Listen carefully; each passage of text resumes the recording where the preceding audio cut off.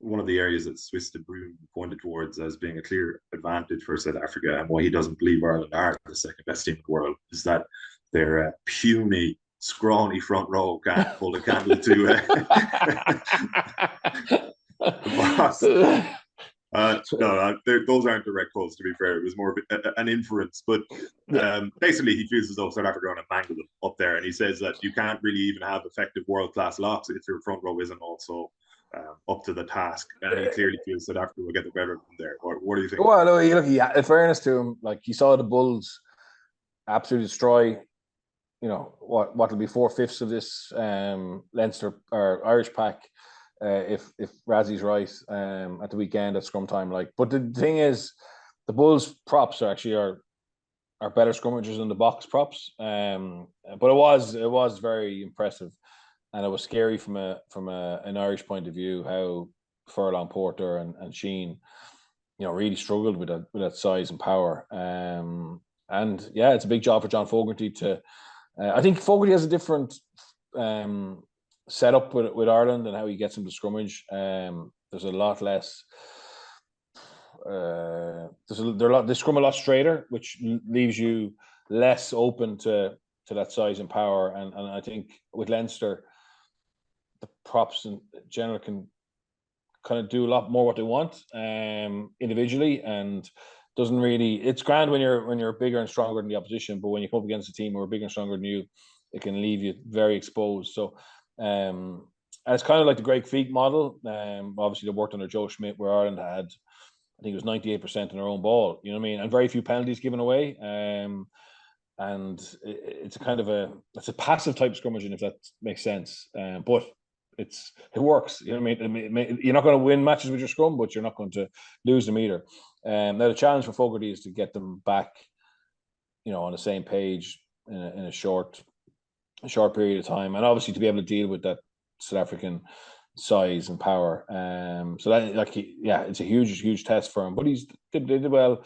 We did well in Paris at scrum time. Obviously, the New Zealand game was a key part of our loss, to be fair, the scrum. But yeah, it's during Six Nations it was fine. I think if we get taken apart there, it's good night. You know what I mean? And I'm really interested to see if we can actually change that area, which was very, very, very weak for Leinster. James Tracy was making the point last Wednesday that even in training, like your first choice scrum can just have an absolutely horrendous day. Like the thirds can come up and just blow you off your own ball, and it just happens. And that may have been the case in Pretoria as well. Like, is there a degree to which we can look too far into that obliteration at the hands of the Bulls?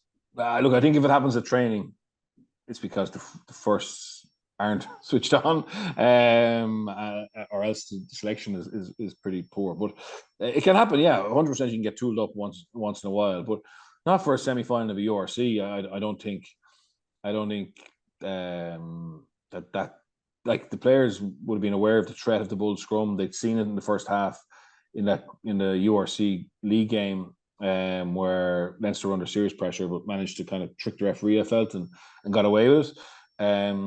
But so they would have known about it, and they didn't have any answer to it. So look, it can happen for sure, but I would be scared by it. I don't, James. I understand where he's coming from, and I respect his opinion.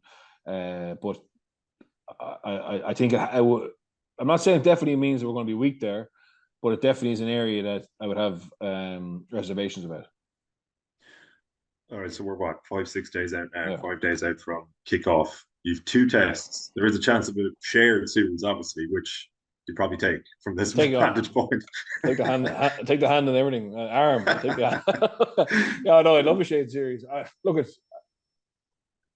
think if Ireland get back to where they can play, if they're going to get back to the level they're playing in the World Cup, I think we can go toe to toe with them. The issue I have, or the concern I have, is just the way we've looked, the way our players have looked individually, and in both semi-finals in particular, that puts a bit of fear into me, and I think they have so much to celebrate and to feel good about. Partisan crowd, that power, altitude, and I know it didn't affect Glasgow and it didn't affect Benetton, didn't affect Munster, but it definitely is an advantage. It's an advantage for the Box first test. The fact they played together against Wales, even though it won't be the same team as such, but they've been together and they've had all these alignment camps and all that.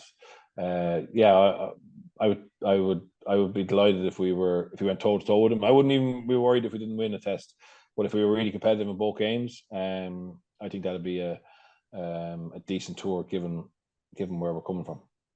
Jesus. So even if you were to lose to like 23-17. Yeah, I think that'll be good. I think that'll be good. That'll be good. We go from where we are now. Yeah, I think it'll be good. What do you think actually will happen? I think it'll be heavier than that. I think the first test, I think we'll be better in the second test. I think it'll be 30-15 maybe. Yeah. Okay.